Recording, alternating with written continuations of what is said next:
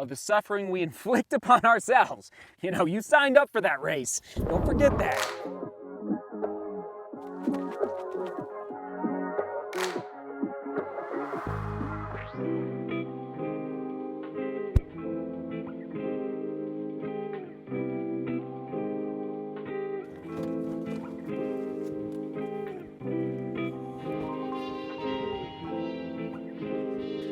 The difficulty right now, and I'll be curious to hear your difficulties, your challenges, your hurdles down in the comments for the QD, but is that I'm not a sprinter, not an 800 meter runner, and barely a 5K, 10K runner at this point.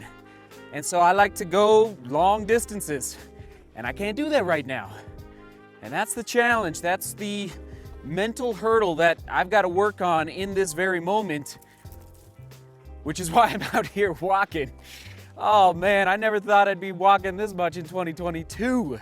Hoping not to do this much in 2023, if you know what I mean. Remember the forest fires of 2021? That was a difficult moment. Oh my. I flew all the way up to Jackson Hole for a little tune-up, and I woke up the morning of. I thought at first it was fog. Looking out the window, sure enough, it was smoke. And I mean, you had to make a decision. All the runners that morning, I mean, look at the starting line. So most of us decided to race. In fact, I don't know if, I'm trying to think if somebody told me after the race that they decided not to because of the smoke, but that was no doubt a difficult situation. Not easy, and it was a moment, I would say, once we got to the base of the mountain where I had to say, okay, I accept this situation. If you want to say, acquiesce to the moment where I said, mentally, this is out of my control. This is one situation where I don't have control of what's going on around me. I don't know how that fire started or where the smoke came from, but it's a moment where you just let go and you say, all right, we're gonna toe the line and we're gonna do our best. I'm sure, well, let's do it now. QD, what is a difficult situation, the most difficult situation you have dealt with in running? If you want to connect it to racing, that's great. Share a good story down in the comments, because this is how we learn as runners. We communicate and read and comment back on everyone's experiences from around the world. But that was one difficult one. It was more mental, like I didn't feel the smoke, burning my lungs, but it wasn't, and actually the higher we went up the mountain, the better it got. So that was nice, but man, not easy.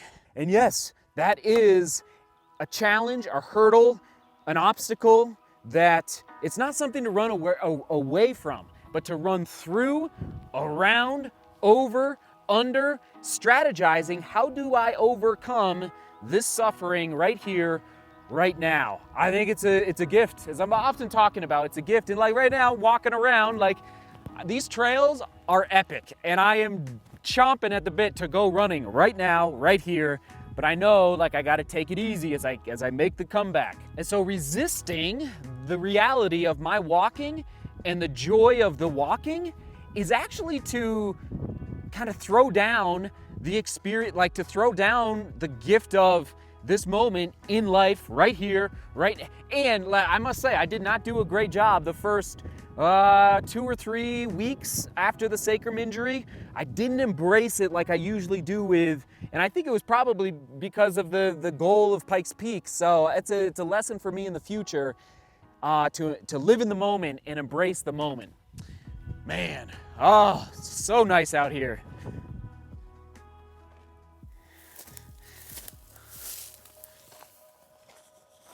Guess I just thought of another way to phrase this in your mind, if that didn't make any sense, is what's in the way is your way. So that hurdle, that is what you need to attack. And that's why I've got that new box. I need to, I'll just say it, like attack the hamstrings and the glutes in my case. I need to really hone in on how can I avoid injuries moving forward. But this is physical, but this is mental too, of course, which is what the difficulty of choosing to be a runner It's just sharpening those senses and those synapses in our minds that allow us to make sound and quick decisions when we're out there on the trails, when we're in a race, when there's a forest fire and there's smoke in the air, when the aid station, I've heard of this. What race was it? Oh man, the aid station ran out of liquid, water, everything. Like, it ran out, and I just, whoa, that's a huge hurdle in a race. It was like a very remote aid station. So that's another example of when we might have to strategize on the fly very quickly. How do I overcome this?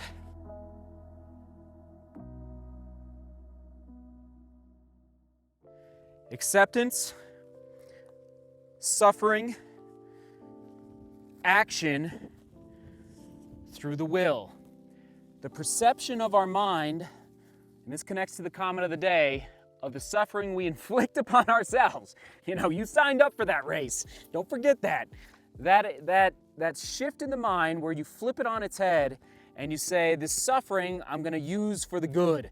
And I know we're talking a lot about the mind and the brain right now. It's just an area that I don't know, we've talked a ton about aerobic fitness, developing your aerobic engine, how to run faster, anaerobic training, high altitude training. What about training the mind? That's why I'm just really on this topic right now, probably, mostly because of my injury and I can't run, and I'm trying to get ready for the challenges that lie ahead. And so that action of, and it's almost not even a physical action in the world, breaking a stick, or I'm always fascinated by big buildings. I love certain big buildings, just blow my mind how the foundation is there, the most important part, but then the girding, is that the right word? The framing, the beams, the steel going together and going together and going together and forming eventually at the very, very top these huge, and I would say some of them very beautiful buildings where people can work and live. And it's that action girded with the will. So what's inside you, that burning conviction that you say, no, not today. I'm not quitting today. I'm not gonna let the negativity that's creeping in between my ears to determine the outcome of this workout, of the race, whatever it is. So anyway, how do I overcome those difficulties in running, those difficulties in the most difficult, because man, I know you all go through it at times, and but as runners, it's a gift.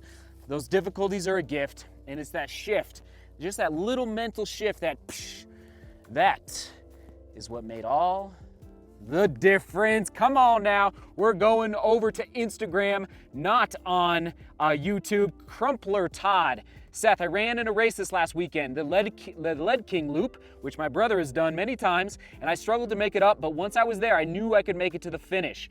It was the hardest race I've ever done. I brought my phone and took some pictures along the way, seeking beauty. It took me 5 hours and 8 minutes. My legs kept telling me to turn around, but my mind outlasted the legs this time. Then I was looking and saw your brother did the race in 1:55. He's very fast. I'm glad I finished this adventure, and I so want to try it again one day. That's it, Todd, Crumpler Todd. You didn't say, if you would have thrown it in, you may have, at the end of the race, you may have said, I'm never going back. But you didn't toss in the towel, and that is what made all the difference, is why you want to go back. Mind. I know we're talking a lot about it, but it's just, I think it's important that we dive into this topic more and more as we make the comeback. Right there, right there, right there. All right, seek beauty, work hard, and love each other. See you tomorrow.